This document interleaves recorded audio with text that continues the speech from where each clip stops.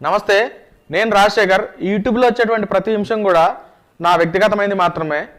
అదేవిధంగా నేను హేతువాదిని, మానవవాదిని, అదేవిధంగా పెద్ద సంఘ సంస్కర్తని అని చెప్పి ఆయన మాట్లాడుతుంటాడు.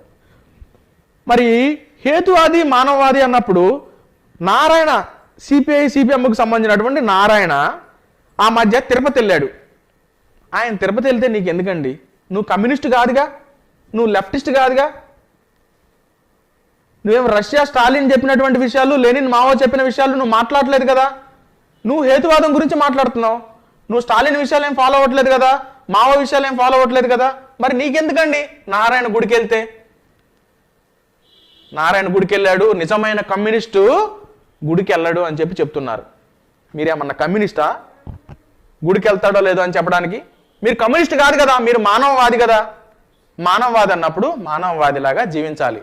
ఇతరులు గుడికి వెళ్ళినప్పుడు మీరు ఆయన కమ్యూనిస్టు, ఆయన గుడికి వెళ్ళకూడదు అనడం అనేది చాలా చిన్న విషయం. మీరు ఇంటర్నేషనల్ లీడర్, చిన్న విషయాలు మీరు మాట్లాడకూడదు. వెంకటేశ్వర స్వామిని దర్శించుకున్నాడు, ఇట్లాంటి చిన్న విషయాలు మీరు మాట్లాడకూడదండి బాబు గోగినేని గారు.